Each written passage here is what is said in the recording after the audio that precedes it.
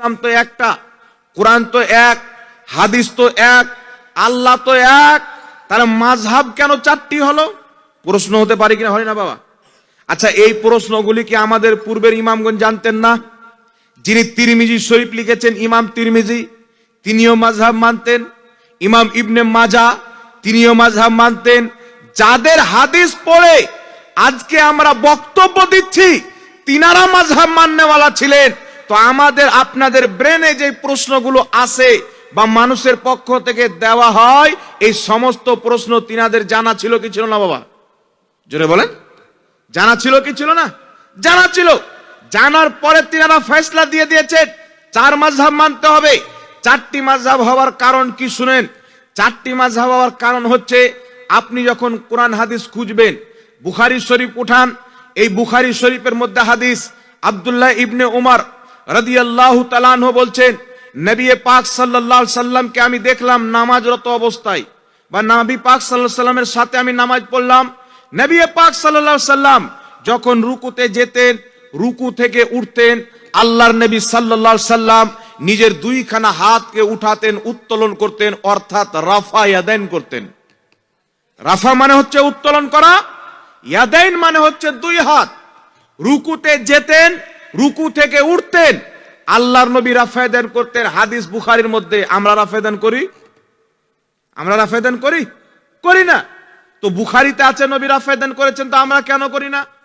তারপরে চলে আসেন বুখারী শরীফ, আব্দুল্লাহ ইবনে উমর রাদিয়াল্লাহু তাআলা আনহু যখন রুকুতে যেতেন, উঠতেন, তো রাফা ইয়াদাইন করতেন। আব্দুল্লাহ ইবনে উমরও রাফা ইয়াদাইন করতেন, আমাদের নবীও রাফা ইয়াদাইন করতেন, বুখারী শরীফের হাদিস। তারপরে আমি আপনি কিন্তু রাফা ইয়াদাইন করি না। না করার কারণ কি?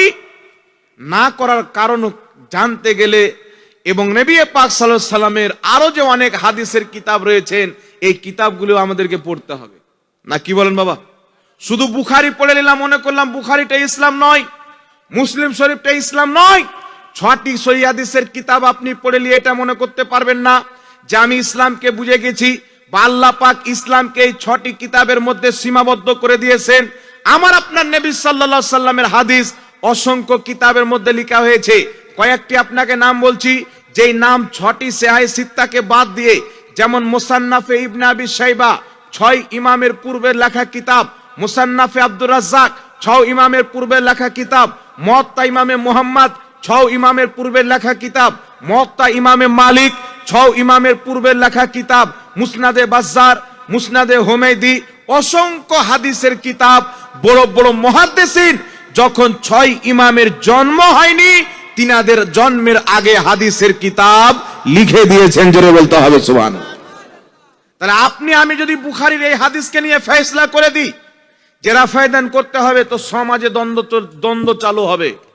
আজ আপনার সমাজ দেখেন, বিভিন্ন সমাজে আমরা যাই, গোটা বাংলাতে আমরা ঘোরাঘুরি করি বাবা, বিভিন্ন রাজ্যতে, তো আমরা দেখতে পাই এককালীন 5 বছর পূর্বে, 10 বছর পূর্বে সমাজের মধ্যে কোনো একজন ব্যক্তি ছিল না যেই ব্যক্তি নামাজে রাফা ইয়াদাইন করবেন, হাত উত্তোলন করবেন। আজকে সেই সমাজের মধ্যে দেখতে পাওয়া যায়, দু একটা যুবক ছেলে বা দু একজন শিক্ষিত ছেলে হঠাৎ করে এসে মসজিদে এখানে হাত বাঁধতে বাঁধতে এখানে হাত নিয়ে চলে আসে, তারপরে রাফা ইয়াদাইন করে, রুকুতে যায় তো হাত তুলে, রুকু থেকে উঠে তো হাত তুলে। এরকম আছে না নাই বাবা? এখানে মুরব্বী অনেক আমার বাবার বয়সের লোক আছেন। আপনারা নিজের জামানাকে স্মরণ করেন, একটা জামানা ছিল তখন সমাজে কোনো ফিতনা ছিল না। ছিল কি? কোনো ফিতনা ছিল না। কিন্তু আজকে একটা মসজিদে যখন নামাজ পড়তে ঢুকবেন, একজন অমুসলিম যদি মসজিদে ঢুকে আর দেখে মুসলমানেরা কেমন করে নামাজ পড়ছে, তো কেউ এখানে হাত, কেউ এখানে হাত, কেউ এখানে হাত, কেউ এখানে হাত, জটা মুসাল্লি তৈ রকম নিয়ম কায়দা। কেউ বলছে ফরজ নামাজের পরে দোয়া করো, কেউ বলছে মারামারি করো। আছে না নাই বাবা? মিথ্যা বলছি? এই ফিতনা কি 10 বছর আগে ছিল? 20 বছর আগে ছিল? ছিল না। তো আমি আপনাকে বলতে চাই, আপনাদের বাঙালি কি 20 বছর আগে ইসলাম এসেছে না আরো আগে এসেছে? 5 বছর আগে ইসলাম এসেছে না আরো আগে? ইসলাম আসা শত বছর হয়ে গেল। তাহলে আজকে যারা বলতে চায় রাফা ইয়াদাইন না করলে নামাজ হবে না, জোরে আমিন না বললে নামাজ হবে না, ইমামের পিছনে সূরা ফাতিহা না পড়লে নামাজ হবে না, এই মশলা দেনেওয়ালার বয়স মাত্র 5-6 বছর এলাকাতে, আর সারা পৃথিবীতে এই ফতোয়া দেনেওয়ালা ব্যক্তিদের বয়স মাত্র 150 বছর। 150 বছর পূর্বে 1450 বছর পর্যন্ত যারা ইমামের পিছনে কেরাত করেননি, রাফায়দান করেননি, তাদের নামাজ হয়নি, সব জাহান্নামী। নাকি বলেন? সব জাহান্নামী। মানুষকে আল্লাহ পাক স্বাভাবিক জ্ঞান দিয়েছেন, আপনাকে বুঝতে হবে। আপনাকে আমি বলছি শুনেন, আমরা রাফায়দান কেন করি না? অন্তরের খাতাতে নোট করেন। শুধু ব্রেনে নোট করলে বেরিয়ে যাবে, অন্তরের খাতাতে নোট করেন। আমরা যখন নামাজ পড়ি আমরা রাফায়দান করি না। বুখারীতে হাদিস, নবী রাফায়দান করেছেন, আব্দুল্লাহ ইবনে উমর রাফায়দান করেছেন। তো আমরা কেন রাফায়দান করব না? না করার কারণ কি? না করার কারণ হচ্ছে, শুনেন, উঠান তিরমিজি শরীফের মধ্যে হাদিস, আব্দুল্লাহ ইবনে মাসউদ রাদিয়াল্লাহু তাআলা আনহু বলছেন, মানুষজনকে আমি কি তোমাদেরকে রাসূলুল্লাহর নামাজ শিখাবো, দেখাবো না? আমি কি নবীর সালাত জানাবো না? আমি কি রাসূলুল্লাহর নামাজ তোমাদেরকে দেখাবো না? নবী আমার কিভাবে নামাজ পড়তেন? হযরতে আব্দুল্লাহ ইবনে মাসউদ, যিনি দীর্ঘ বছর আমার আপনার নবীর শেষ জামানায় নবী পাকের পিছনে নামাজ পড়েছেন, আব্দুল্লাহ ইবনে মাসউদ বলছেন, রাসূল পাক সাল্লাল্লাহু আলাইহি ওয়াসাল্লামের নামাজ কি শিখাবো না? মানুষজন বলছেন অবশ্যই শিখান। হযরতে আব্দুল্লাহ ইবনে মাসউদ নামাজ আরম্ভ করলেন, তাকবীরে তাহরিমা বাঁধলেন। বাঁধার পর পূর্ণ নামাজে শেষ পর্যন্ত কোথাও হাত উত্তোলন করলেন না, মাত্র একবার করলেন তাকবীরে তাহরিমার টাইমে। জোরে বলেন সুবহানাল্লাহ। আব্দুল্লাহ ইবনে মাসউদ বলছেন, নবী আমার নামাজ পড়তেন, তাকবীরে তাহরিমার সময় হাত উত্তোলন করতেন না, রুকুতে যাওয়ার সময় করতেন না, রুকু থেকে উঠার সময় করতেন না, সাজদাতে যাওয়ার সময় করতেন না, সাজদা থেকে উঠার সময় করতেন। যার কারণে হযরতে আব্দুল্লাহ ইবনে মাসউদ সারা জীবন নামাজ পড়েছেন, রাফায়দান করেননি। জোরে বলেন সুবহানাল্লাহ। এইবার চলে আসেন বুখারীর হাদিস। আর যে হাদিস আমি আপনাদের সম্মুখে পেশ করলাম, সে হাদিসকে ইমাম তিরমিজি হাসান সহিহ বলেছেন। যে হাদিসকে নাসিরউদ্দিন আলবানী তিরমিজির তাহকিক করতে গিয়ে হাদিসটিকে সহিহ বলেছেন। যারা রাফায়দান করে তাদের 10 জন ইমাম আমার জানা মতে হাদিসটিকে সহিহ বলেছেন। ইমাম নিবামী রাহমাতুল্লাহ আলাইহি আসারুস সুনান কিতাবের মধ্যে হাদিসটিকে সহিহ বলেছেন। আরো একাধিক ইমাম বদরুদ্দিন আইনি রাহমাতুল্লাহ আলাইহি বুখারী শরীফের সারা উমদাতুল কারীর মধ্যে হাদিসটিকে সহিহ বলেছেন। ইমাম মুল্লা আলী কারী হাদিসটিকে সহিহ বলেছেন। আমার জানা মতে অসংখ্য ইমাম হাদিসটিকে সহিহ বলেছেন। একবারে কাচের মতন টেলটেলা পরিষ্কার হাদিস। নবী পাক একবার হাত উত্তোলন করেছেন। আর বুখারীতে হাদিস, নবী পাক রুকুতে যেতেন হাত উত্তোলন করতেন, রুকু থেকে উঠতেন তো হাত উত্তোলন করতেন। আর আবু দাউদ শরীফে হাদিস, সাজদাতে যেতেন তো রাফায়দান করতেন, সাজদা থেকে মাথা তুলতেন তবুও হাত উত্তোলন করতেন। তাহলে হাদিস দুই রকম হলো কি হলো না বাবা? জোরে বলেন, দুই রকম হলো কি হলো না? এবার আরেকটা হাদিস আপনাকে শোনাচ্ছি, শুনেন। একই আবু দাউদ শরীফের মধ্যে হাদিস, নবী দো জাহান সাল্লাল্লাহু তাআলা আলাইহি ওয়াসাল্লাম, হাদিসটি মুসলিম শরীফের মধ্যে রয়েছেন। আল্লাহর নবী সাল্লাল্লাহু আলাইহি সাল্লাম হুজরা থেকে বের হলেন, দেখছেন সাহাবায়ে কিরাম নামাজের মধ্যে রাফায়দান করছেন, রুকুতে যাচ্ছেন হাত উত্তোলন করছেন, সাজদাতে যাচ্ছেন রুকু থেকে উঠছেন হাত উত্তোলন করছেন। আমার আপনার নবী তিনাদেরকে রাফায়দান করতে দেখে বলছেন, মালি আরাকুম রাফি আইদিকুম কাআন্নাহা আজনাবু খাইলিন শুমসিন উসকুনু ফিস সালাত। নবী পাক সাল্লাল্লাহু আলাইহি সাল্লাম বলছেন, তোমরা নামাজের মধ্যে দুষ্টু ঘোড়ার লেজের মতো রাফায়দান কেন করো? নামাজের মধ্যে রাফায়দান করিও না। উসকুনু ফিস সালাত, বিনা রাফায়দানে শান্ত সুষ্ঠু ভাবে নামাজ পড়ো। জোরে বল সুবহানাল্লাহ। ইমাম মুল্লা আলী কারী রাহমাতুল্লাহ আলাইহি বলেন, এই হাদিসটা হচ্ছে দলিল যে আল্লাহর নবী প্রথমে রাফায়দান করেছেন, পরে রাফায়দান করা বাদ দিয়ে দিয়েছেন। পূর্বে রাফায়দান নবী পাক করেছেন, নবী পাককে দেখে সাহাবা রাফায়দান করেছেন, নবী আমার পরে নিষেধ করে দিয়েছেন, সাহাবায়ে কিরামকেও নিষেধ করে দিয়েছেন। সুতরাং নামাজে পূর্বে আমার নবী রাফায়দান করেছেন, পরে ছেড়ে দিয়েছেন। সুতরাং নামাজের মধ্যে শুধু তাকবীরে তাহরিমাতে হাত উত্তোলন করাটাই হচ্ছে সুন্নাত, বাকি পূর্ণ নামাজে কোথাও হাত উত্তোলন করা চলবে না। জোরে বলেন সুবহানাল্লাহ। আরেকটি দলিল আপনাকে দিচ্ছি, শুনেন। বুখারীতে একটি হাদিস পেলাম, আব্দুল্লাহ ইবনে উমর রাদিয়াল্লাহু তাআলা আনহু নামাজ পড়তেন, রুকুতে যেতেন হাত উত্তোলন করতেন, রাফায়দান করতেন, সাজদাতে যেতেন রাফায়দান করতেন। তাহাবি শরীফ খুলেন, তাহাবি শরীফের মধ্যে ইমাম তাহাবি রাহমাতুল্লাহ আলাইহি হাদিস নিয়েছেন। যে হাদিসকে ইমাম তাহাবি সহিহ বলেছেন, ইমাম নিমামি আসারুস সুনান কিতাবের মধ্যে সহিহ বলেছেন। আরো একাধিক ইমাম হাদিসটিকে সহি বলেছেন। হাদিসের সকল বর্ণনাকারী সহি। ইমাম তাহাবি হাদিস নিয়ে আসছেন, হযরতে আব্দুল্লাহ ইবনে ওমর রাদিয়াল্লাহু তাআলা আনহু বুখারী শরীফে যিনি হাদিস বয়ান করছেন, আল্লাহর নবী রুকুতে যাওয়ার টাইম রাফায়ে দান করেছেন, রুকু থেকে মাথা তোলার টাইম রাফায়ে দান করেছেন। বুখারীতে যেই আব্দুল্লাহ ইবনে উমরের ব্যাপারে হাদিস, তিনিও রুকুতে যাওয়ার টাইমে উঠার টাইমে রাফায়ে দান করতেন। সেই আব্দুল্লাহ ইবনে উমরের ছাত্র হযরতে মুজাহিদ রাদিয়াল্লাহু তাআলা আনহু বিশ্ববিখ্যাত তাবেঈ, তিনি বলছেন আমি আব্দুল্লাহ ইবনে উমরের পিছনে দীর্ঘ বছর নামাজ পড়েছি। হযরতে আব্দুল্লাহ ইবনে উমর তাকবীরে তাহরিমা ব্যতীত পূর্ণ নামাজে কোথাও হাত উত্তোলন করতেন না, না রুকুতে যাওয়ার টাইমে করতেন, না রুকু থেকে মাথা তোলার টাইমে করতেন। জোরে বল সুবহানাল্লাহ। বুখারীতে সহিহ হাদিস, হযরতে আব্দুল্লাহ ইবনে উমর রাফায়ে দান করেছেন। তাহাবি শরীফের মধ্যে সহিহ হাদিস, তিনি রাফায়ে দান করতেন না। তাহলে আপনি বুঝবেন কি করে? প্রথম আমার নবী রাফায়ে দান করতেন, হযরতে আব্দুল্লাহ ইবনে উমর রাফায়ে দান করতেন, অন্য সাহাবাও করেছেন। আমার নবী যখন রাফায়ে দান করা বন্ধ করে দিলেন, নিষেধ করে দিলেন, সাহাবায়ে কেরামও বন্ধ করে দিলেন। তার জন্য হযরতে বারা রাদিয়াল্লাহু তাআলা আনহু বলছেন, রাফায়ে দান এমন একটি কাজ যেই কাজ নবী পূর্বে করেছেন, পরে আল্লাহর নবী সাল্লাল্লাহু আলাইহি সাল্লাম ত্যাগ করে দিয়েছেন। জোরে বলতে হবে সুবহানাল্লাহ। তাই ইমাম তিরমিজি রাহমাতুল্লাহ আলাইহি, যিনি আপনার চাইতে আমার চাইতে বেশি জ্ঞানী, ইমাম তিরমিজি রাহমাতুল্লাহ আলাইহি নিজের কিতাব তিরমিজি শরীফের মধ্যে, যেই কিতাব 6টি সহিহ হাদিসের অন্তর্ভুক্ত, তিরমিজি শরীফের মধ্যে একটি অধ্যায় কায়েম করেছেন বাবু তারকে রাফায়ে দান, রাফায়ে দান ছেড়ে দেওয়ার পরিচ্ছেদ। আর ওই বাবে আব্দুল্লাহ ইবনে মাসউদের হাদিস এনে তিনি দলিল পেশ করেছেন, প্রমাণ করেছেন আল্লাহর নবী পূর্বে রাফায়ে দান করেছেন, পরে আল্লাহর নবী রাফায়ে দান করা বাদ দিয়ে দিয়েছেন। সুতরাং বর্তমানে যারা রাফায়ে দান করে না, রাফায়ে দান না করাটা নবীর সুন্নাত। জোরে বলতে হবে সুবহানাল্লাহ। কথা আপনারা বুঝতে পারছেন বাবা? কথা বুঝতে পারছেন? রাফায়ে দান না করাটা নবীর সুন্নাত। তাহাবি শরীফের মধ্যে হাদিস, হযরতে আব্দুল্লাহ ইবনে মাসউদ রাদিয়াল্লাহু তাআলা আনহু বলেন, হাদিসের সনদ সহিহ, তিনি বলছেন আমি নবী পাকের সাথে নামাজ পড়েছি, হযরতে আবু বকর সিদ্দিকের সাথে নামাজ পড়েছি, হযরতে ওমর ফারুকের সাথে নামাজ পড়েছি। তিনি বলছেন নবী পাক তাকবীরে তাহরিমা ব্যতীত পূর্ণ নামাজে কোথাও হাত উত্তোলন করতেন না। হযরতে আবু বকর সিদ্দিক পূর্ণ নামাজে তাকবীরে তাহরিমা ব্যতীত আর কোথাও হাত উত্তোলন করতেন না।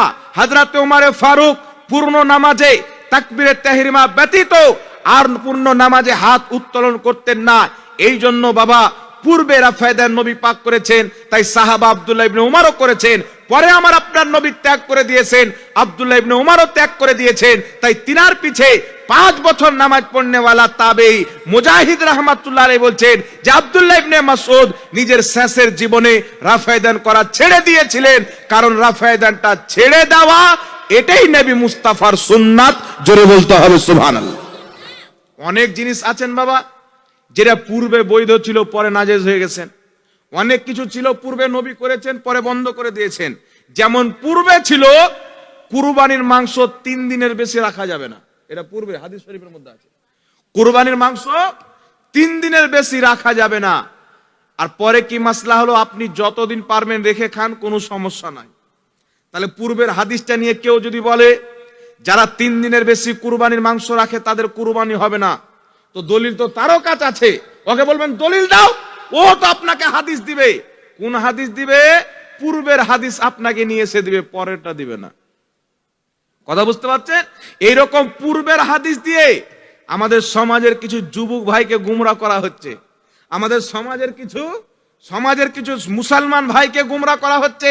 আমি আপনাকে বলতে চাই মুসলমান ভাই শুনেন, ইমামে আজম আবু হানিফা রাহমাতুল্লাহ আলাইহি নিজের মাথার চোখে রাসূল পাক সাল্লাল্লাহু আলাইহি ওয়াসাল্লামের সাহাবীকে দেখেছেন, নবী পাকের সাহাবীকে দেখেছেন। ইমাম সাহাবী রাহমাতুল্লাহ আলাইহি তাহজিবুল কামালের মধ্যে লিখতেছেন, কি লিখতেছেন? তিনি লিখতেছেন হযরতে ইমামে আবু হানিফা রাহমাতুল্লাহ আলাইহি নিজের মাথার চোখে কুফার মাটিতে হযরতে আনাস রাদিয়াল্লাহু তাআলা আনহুকে দেখেছেন। জোরে বলেন সুবহানাল্লাহ। ইমামে আজম আবু হানিফা বলেন, রাআইতু আনাস ইবনে মালিক রাদিয়াল্লাহু তাআলা আনহু, আমি আনাস ইবনে মালিক রাদিয়াল্লাহু তাআলা আনহুকে দেখলাম কি অবস্থায়?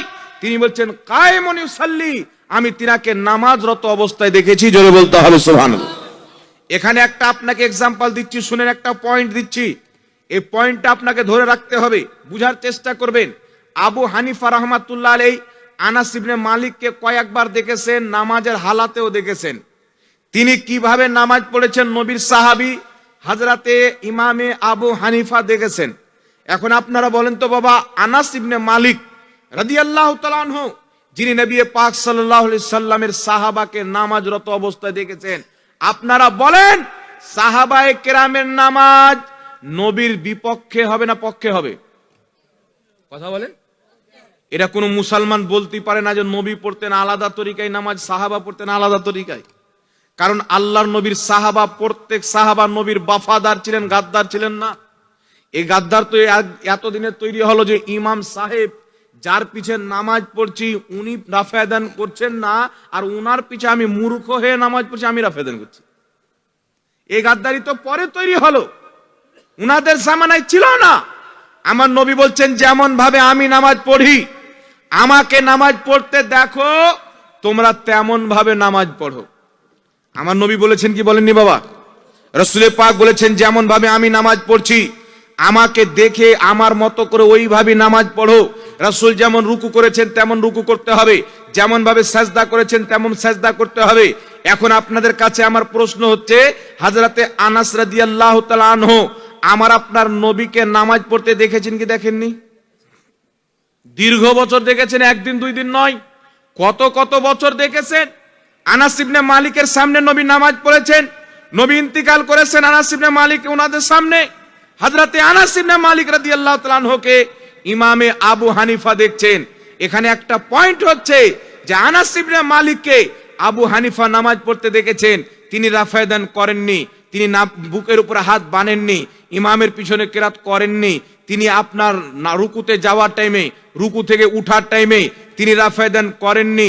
তো যেই ইমামে আজম আবু হানিফা আনাস ইবনে মালিককে যেইভাবে নামাজ পড়তে দেখেছেন, তিনি সেইভাবে নবীর নামাজের মাসলা প্রদান করেছেন, মাসলা দান করেছেন। তো বুঝা গেল আবু হানিফার নামাজটা হচ্ছে আনাস ইবনে মালিকের তরিকায়, আর আনাস ইবনে মালিকের নামাজ হচ্ছে নবী মুস্তাফার তরিকায়। আর আমরা হানাফি মাযহাব মাননেওয়ালা, আমাদের নামাজের তরিকা হচ্ছে আবু হানিফার তরিকায়। তো আমাদের তরিকা সেম আবু হানিফার তরিকার মতো।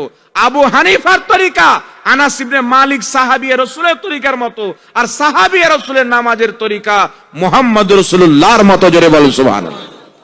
আর এখন যা তা এসে চটি বই লিখে মানুষকে দিয়ে দিচ্ছেন বাবা। কিছু বই বেরিয়েছে মার্কেটে, জাল হাদিসের কবলে রাসূলুল্লাহ সাল্লাল্লাহু আলাইহি ওয়াসাল্লামের সালাত, মানে হানাফিদের নামাজগুলি হচ্ছে জাল নামাজ। চিন্তা করেন, একজন মুসলমানের নামাজকে কেউ যদি জাল বলে, ওর নিজের নামাজ হবে? এবার নিজের নামাজ হবে?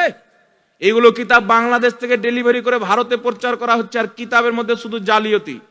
মানে এক পক্ষের ওই যে আপনার 3 দিনের বেশি কুরবানির মাংস রাখা যাবে না, এই হাদিস লিখে যুবককে ধরিয়ে দিল। যুবক বলছে বাপরে, নবীর সহি হাদিস 3 দিনের বেশি রাখা যাবে না। 3 দিন হয়ে গেল, মাংস চালিয়ে ফেলে দিল, কুকুরকে খাইয়ে দিল। কিন্তু হাদিস তো তারও কাজ আছে বাবা। ওকে যখন বলবে এই কাজ কেন করছো, বলছে লাও হাদিস 3 দিন। কিন্তু এই বেটা তো জানে না যে পরে কি হয়েছে। নবী পাক বলছেন এখন যতদিন পারবে ততদিন রাখো। তো পরের হাদিস তো দেখবে না। তো কিতাবের মধ্যে হাদিস তো লিখেছে, কিন্তু পূর্বের হাদিস লিখেছে, পরের একটাও হাদিস লেখেনি। এটাই হচ্ছে তাদের জালিয়াতি। কথা বুঝতে পারছেন কি পারেননি বাবা? এই জন্য নামাজ পড়েন।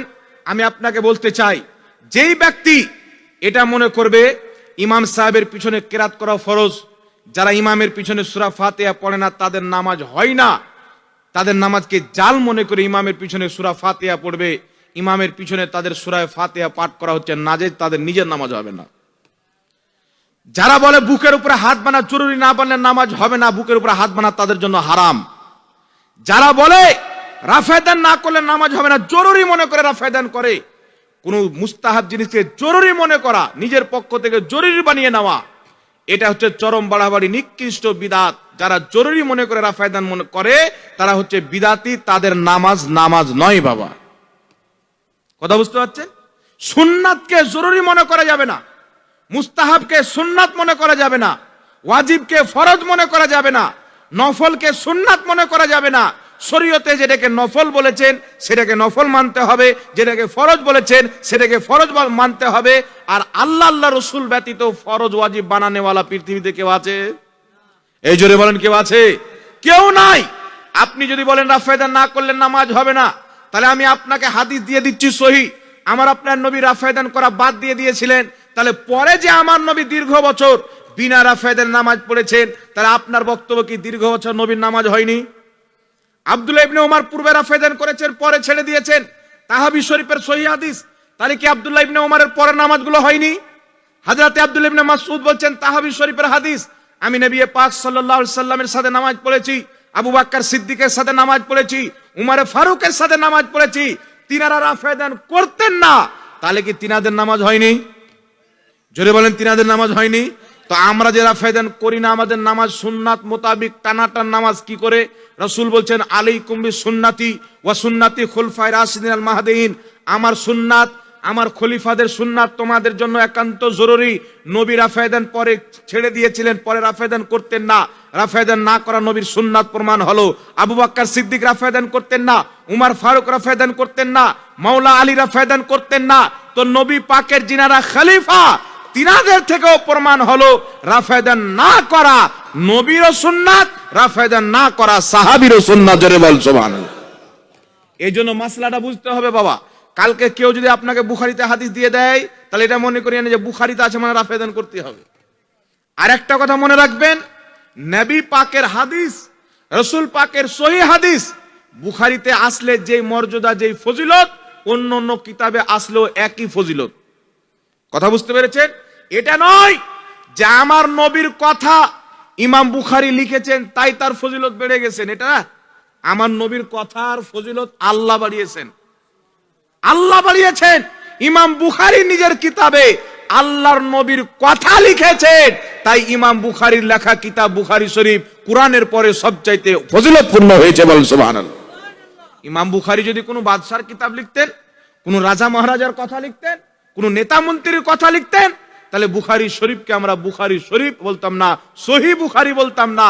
এতে নবীর কথা লিখেছেন বলে আমরা তাকে সহিহ বুখারী বলি না। কি বলেন বাবা? কিছু লোক বুখারীর হাদিস নিয়ে কোদায়, আপনারা সচেতন হন। এটা মনে করিয়েন না যে আবু হানিফার চাইতে যারা রাফায়েদান করে এরা বেশি বুঝে নিয়েছে। ইমামে আজম আবু হানিফা কে ছিলেন জানেন? ইমাম শাফি রাহমাতুল্লাহ আলাইহি যখন ইমামে আজম আবু হানিফার মাজার জিয়ারত করতে যেতেন, তো ইমাম শাফি রাহমাতুল্লাহ আলাইহি, ইমাম আজম আবু হানিফা রাহমাতুল্লাহ আলাইহির মাজারের মসজিদ আছেন, সেই মসজিদে যখন নামাজ পড়তেন, ইমাম শাফি রাহমাতুল্লাহ আলাইহি নিজের মাযহাবের তরিকাতে নামাজ পড়তেন না, আবু হানিফার মাযহাবের তরিকাতে নামাজ পড়তেন। তিনাকে জিজ্ঞাসা করা, হুজুর এত বড় আপনি ফকি, ইমাম শাফি যিনি ইমাম বুখারীর চাইতে বেশি ইলমওয়ালা, ইমাম মুসলিমের চাইতে বেশি ইলমওয়ালা, 6টি সহিহ হাদিসের ইমাম লিখনেওয়ালার চাইতে বেশি ইলমওয়ালা ইমাম শাফি রাহমাতুল্লাহ আলাইহিকে বলছেন, হুজুর আপনি এত বড় মুজতাহিদ, এত বড় ফকি, এত বড় ইমাম, আপনি এখানে এসে নিজের তরিকা ছেড়ে আবু হানিফার তরিকাতে কেন নামাজ পড়ছেন? ইমাম শাফি বলছেন, আমার সামনে এত বড় একজন ইমামের মাজার রয়েছেন যে বহুত বড় ফকি, উঁচু পর্যায়ের আলিমে দ্বীন, তিনার তাহকিকের সামনে আমার তাহকিকের উপরে আমল করতে আমি লজ্জা পাচ্ছি। সুবহানাল্লাহ বলেন। এত বড় ইমাম, আর আজকে ধুপি বিক্রি করনেওয়ালা, আজকে চায় বিক্রি করনেওয়ালা, ঘাস কাটনেওয়ালা সাধারণ ব্যক্তি বাংলা বই পড়ে মনে করছে সবকিছু পেয়েছি। বাবা আপনাকে আমি সহিহ হাদিস দিব, আমার আপনার নবী সাল্লাল্লাহু আলাইহি ওয়াসাল্লাম রুকুতে গিয়েছেন, রাফায়েদান করেছেন, রুকু থেকে মাথা তোলা টাইমে রাফায়েদান করেছেন, সাজদাতে গিয়েছেন রাফায়েদান করেছেন, সাজদা থেকে মাথা তুলেছেন তবুও রাফায়েদান করেছেন। তো আপনাকে তো সাজদাতে যাওয়ার টাইমে করতে হবে, সেটা তো আপনি করেন না। সাজদা থেকে মাথা দুই সাজদার মাঝে করতে হবে রাফায়েদান, ওটাও তো আপনি করেন না। তাহলে এই হাদিসটা কে নেবে যদি আপনি আহলে হাদিস হয়ে যান? এই হাদিসটা কে গ্রহণ করবে? তাই সচেতন হতে হবে। সমাজের মধ্যে ফিতনা যদি কেউ সৃষ্টি করে, এই নামধারী আহলে হাদিস ফিতনা সৃষ্টি করছে। মসজিদে দ্বন্দ্ব, সমাজে দ্বন্দ্ব এরা লাগাচ্ছে, আর সমাজের মধ্যে দ্বন্দ্ব চালু করে আল্লাহর কাছে গিয়ে আপনি রিহাই পাবেন না। এটা মনে করিয়েন না যে আমার নামাজ কবুল হয়ে যাচ্ছেন। আপনি রাফায়েদান করাকে ফরজ মনে করেন, জরুরি মনে করেন। আপনি যেই মৌলবীর বক্তব্য শুনেন, তারা বলছে রাফায়েদান করা জরুরি করতে হবে। পৃথিবীতে কোনো মায়ের লাল জন্ম নেয়নি যে রাফায়েদান করা জরুরি প্রমাণ করতে পারবে। হিম্মত নাই। যদি রাফে দান করা জরুরি হয়, আমার নবী পরে রাফে দান করেননি, আব্দুল্লাহ ইবনে উমর করেননি, আবু বকর সিদ্দিক করেননি, উমরে ফারুক করেননি, আব্দুল্লাহ ইবনে মাসউদ করেননি, হযরতে আলী করেননি। আপনাকে সহিহ হাদিস দিব, তাহলে আপনি বলেন যে নবী পাক জরুরি জিনিস ছেড়ে দিয়েছেন, নবীরও নামাজ হয়নি, সাহাবারও নামাজ হয়নি। তো কেউ যদি হানাফিদের নামাজকে জাল বলে, আল্লাহর কসম আমাদের নামাজকে জাল বলো না, মুহাম্মদ রাসূলুল্লাহর নামাজকে জাল বললো। আর যেই ব্যক্তি মুহাম্মদ রাসূলুল্লাহর নামাজকে জাল বলবে, তার নামাজ কি আল্লাহর দরবারে কবুল হবে? ইবলিসের খাতায় ট্রান্সফার হবে। ইবলিস যখন আদমের সম্মান করলো না, তো আল্লাহ পাক তার যে 6 কোটি বছরের ইবাদত কবুল করেছিলেন সব শয়তানের লিস্টে ফেলে দিলেন। না কি বলেন বাবা? তো ইবাদত দুই প্রকার হয়, একটা শয়তানের লিস্টে যায় আর একটা ইমানদারদের লিস্টে যায়। তো যাদের আদব কায়দা থাকবে তাদের নামাজ আদব ওয়ালাদের লিস্টে যাবে, আল্লাহ পাক কবুল করবে। একটু জোরে বলতে হবে সুবহানাল্লাহ। তাহলে আমরা যারা রাফে দান করি না বাবা, ঠিক করি না ভুল করি? জোরে বলেন, ঠিক করি না ভুল করি? একটু পিছের ভাই বলেন তো, ঠিক করি না ভুল করি? তাই নামাজে আমরা রাফে দান করি না, আমাদের কাছে দলিল আছেন। আপনি যে হাদিস পেশ করবেন তার উত্তর আমি দিয়ে দিয়েছি। সাহাবা নিজেই বলেছেন রাফে দান এমন একটি কাজ নবী পূর্বে করেছেন, পরে ছেড়ে দিয়েছেন। যেটা নবী পূর্বে করে পরে বাদ দিয়ে দিয়েছেন, পরেরটা সুন্নত, পূর্বেরটা হয়ে যাচ্ছে তারক, ওটা রহিত হয়ে গেছেন, তার উপরে আমল চলবে না, পরেরটার উপরে আমল করাই হচ্ছে নবীর সুন্নাত। জোরে বলতে হবে সুবহানাল্লাহ। এখন প্রশ্ন হচ্ছে, হুজুর মক্কার ইমাম তো রাফে দান করেন, মদিনার ইমাম তো রাফে দান করেন, তাহলে তিনাদের ব্যাপারে আপনি কি বলবেন? তো মক্কার ইমাম, মদিনার ইমাম, তিনাদের ব্যাপারে আপনি জানকারি হাসিল করেন। তিনারা হাম্বলি মাযহাব মাননেওয়ালা। কোন মাযহাব মাননেওয়ালা? 4টি মাযহাব আছে না? 4টির মধ্যে তিনারা হচ্ছে হাম্বলি মাযহাবের মুকাল্লিদ। আজ থেকে প্রায় 70 বছর পূর্বে মক্কা মদিনার মাটিতে 4 মাযহাবের নিয়মে নামাজ হতো।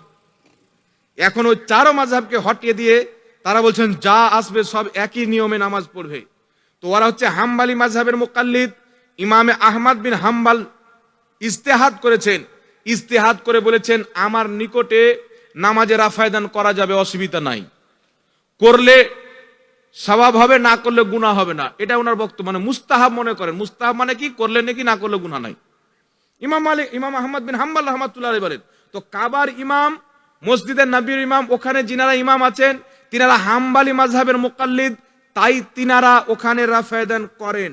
এখন প্রশ্ন হলো তাহলে আমরা কেন করি না? আমরা ইমামে আযম আবু হানিফার দলিল যেগুলো আপনাকে পেশ করলাম এই আলোতে আমরা রাফে দান করি না। যারা হাম্বলি মাযহাব মেনে রাফে দান করে তাদের নামাজ হবে, আর যারা হানাফি মাযহাব মেনে রাফে দান করে না তাদেরও নামাজ হবে। এখন প্রশ্ন হচ্ছে ওটাও ঠিক এটাও ঠিক কি করে হবে? রাসূল পাক বলেছেন যখন কোনো মুজতাহিদ কুরআন এবং হাদিস থেকে ইজতিহাদ করে মাসআলা বের করে, যদি সঠিক বের করে তাহলে 2 নেকি পায়, আর যদি ভুল বের করে তাহলে 1 নেকি পায়। আমি আপনি যদি মাসলা বের করে ভুল বের করি তাহলে আমার আপনার ঈমানও চলে যেতে পারে। আমি আপনি যদি মাসলা বের করে ইজতিহাদ করে ভুল বের করে দিই, আমার আপনার ভুলও হতে পারে, নাজেজও হতে পারে, গুনাহও হতে পারে, ঈমানও চলে যেতে পারে। কিন্তু মুজতাহিদ, আমার আপনার নবী বলছেন কোন মুজতাহিদ যখন ইজতিহাদ করে মাসলা বের করে কোরআন হাদিস থেকে, যদি বের করতে করতে ভুল দিকটা বের করে দেয় তাহলে 1 নেকি তাকে দেওয়া হয় ওর খাটনি করার কারণে, আর যে সঠিকটা বের করবে তাকে 2 নেকি দেওয়া হয়। তো এই 4 মাযহাবের মধ্যে একটা হচ্ছে সঠিক, আর 3টি 4 মাযহাবকে সঠিক বলা যেতে পারে, কিন্তু এই 4 মাযহাবের মধ্যে একজনের ইজতিহাদ হচ্ছে সঠিক, বাকি 3 জনের ইজতিহাদে 1 নেকি, একজনের ইজতিহাদে 2 নেকি। আর 4 মাযহাবের মধ্যে সবচাইতে গ্রহণযোগ্য ইমামে আযম আবু হানিফার মাযহাব। জোরে বলতে হবে সুবহানাল্লাহ।